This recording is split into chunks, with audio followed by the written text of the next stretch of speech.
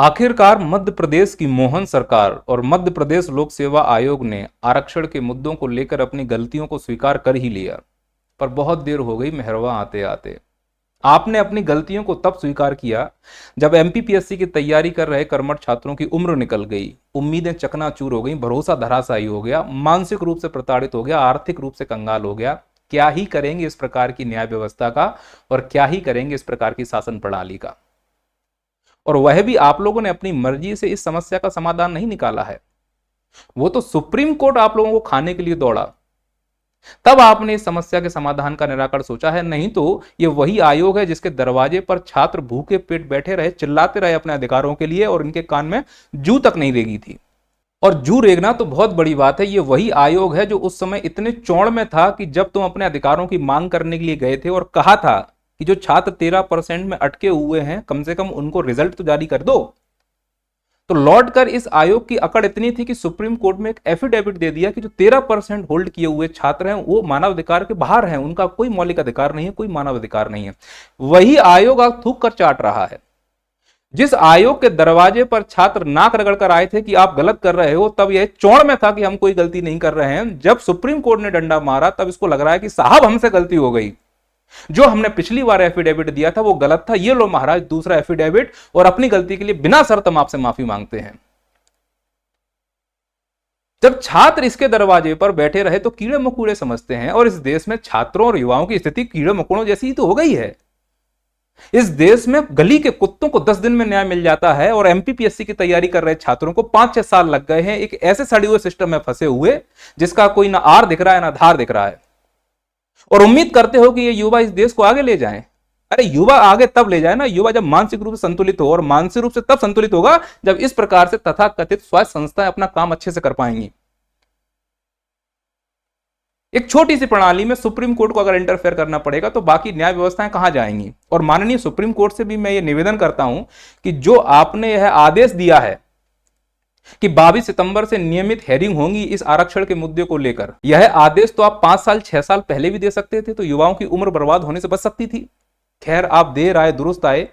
माननीय न्यायालय जी, आपने जो यह आदेश दिया है ना कि 22 सितंबर से अब आरक्षण के मुद्दे को लेकर नियमित हेयरिंग होगी, इससे सरकार और आयोग में एक डर पैदा हो गया है। क्योंकि नियमित हेयरिंग होने का मतलब है कि इनको बार बार जाना पड़ेगा, साक्ष्य और सबूत दिखाने पड़ेंगे। वही तो नहीं है इन लोगों के पास। पहले आपने ऐसा बोला नहीं था तो ये लोग टाला मटोली कर रहे थे, और जब छात्र इनके पास जाते थे तो बोल देते थे कि भाई न्यायालय का हिस्सा है, सरकार के पास जाओ तो बोलते हैं न्यायालय का हिस्सा है। अब जब न्यायालय ने डंडा मारा तो बोलते हैं कि नहीं भाई गलती हमसे हुई है, ये लो हम माफी मांगते हैं और छात्रों के लिए समाधान जल्दी से किया जाएगा। पहले हो सकता था जानबूझ के नहीं किया गया। अब जब सुप्रीम कोर्ट ने डंडा मारा है तो आयोग ने माफी मांगी ही मांगी है। अब सरकार भी विचलित है। जो विपक्ष के नेता आज तक इस मुद्दे को ढंग से उठा नहीं पाए हैं, जो सरकार इसको एकदम नजरअंदाज कर रही थी, वही विपक्ष और सरकार अब सर्वदलीय बैठक कर रहे हैं। एक ही आकर टेबल पर बैठ रहे हैं कि नहीं भाई इस मुद्दे पर बात होनी चाहिए।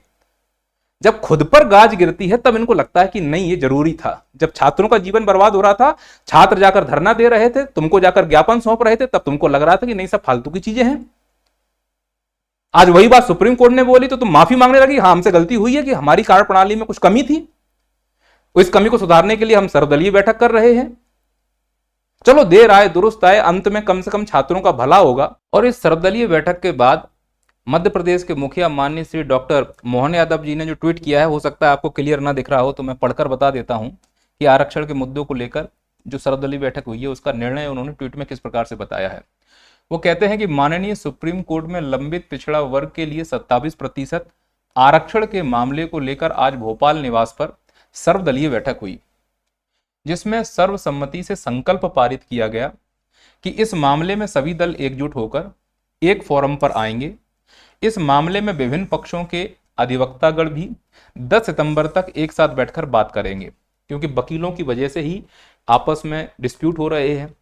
कोई किसी पक्ष में जाकर लड़ रहा है, कोई किसी पक्ष में जाकर लड़ रहा है, तो पहले वो आपस में 10 सितंबर तक बैठकर एक मुद्दे पर एक राय बना लेंगे कि भाई हमें इस पक्ष में जाकर अपना मत रखना है, जिससे कि यह कानून बन जाए और ये जो प्रॉब्लम आ रही है वो प्रॉब्लम सॉल्व हो जाए।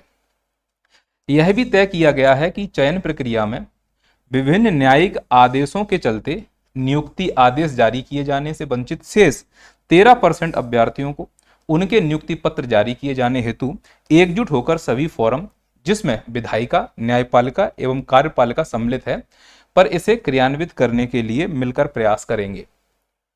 तो कुल मिलाकर एक खुशी की लहर होनी चाहिए उन छात्रों के लिए जो 13% में आ रहे हैं। और कुछ इस प्रकार से यह संकल्प पत्र जारी किया गया। यह संकल्प पत्र अगर आपको साफ नहीं दिख रहा है तो मैं बता देता हूं। यहां लिखा हुआ है सर्वदलीय संकल्प। आज दिनांक 28 अगस्त 2025 को भोपाल में आयोजित मध्य प्रदेश राज्य के राजनीतिक दलों के प्रतिनिधियों की सर्वदलीय बैठक में सर्वसम्मति से निम्न प्रस्ताव पारित किया गया। पहला यह है कि हम सभी राजनीतिक दल एक मत से मध्य प्रदेश राज्य में अन्य पिछड़ा वर्ग यानी ओबीसी वर्ग के सदस्यों को लोक नियोजन में 27% आरक्षण प्रदान करने के लिए कटिबद्ध हैं, यानी कि ओबीसी को अब 27% आरक्षण मिलेगा। एवं इस उद्देश्य के लिए हम एकजुट होकर सभी फोरम जिसमें विधायिका, न्यायपालिका, कार्यपालिका सम्मिलित है, इसे क्रियान्वित करने के लिए मिलकर प्रयास करेंगे। एक और इसमें बात लिखी है, यह है कि हम सभी राजनीतिक दल एक मत से मध्य प्रदेश राज्य में अन्य पिछड़ा वर्ग यानी ओबीसी के सदस्यों को लोक नियोजन में राज्य शासन और उसके विभिन्न घटकों द्वारा की गई चयन प्रक्रिया में विभिन्न न्यायिक आदेशों के फलस्वरूप नियुक्त आदेश जारी किए जाने से वंचित 13% अभ्यर्थियों को उनके नियुक्ति पत्र जारी किए जाएंगे। तो यह प्रावधान भी है कि 13% जो लोग जिनको नियुक्तियां अटकी हुई हैं उनकी नियुक्तियां इनको जारी की जाए। तो कुल मिलाकर हमारी हैसियत शून्य है। सिस्टम जैसे चलना है वैसे चलेगा।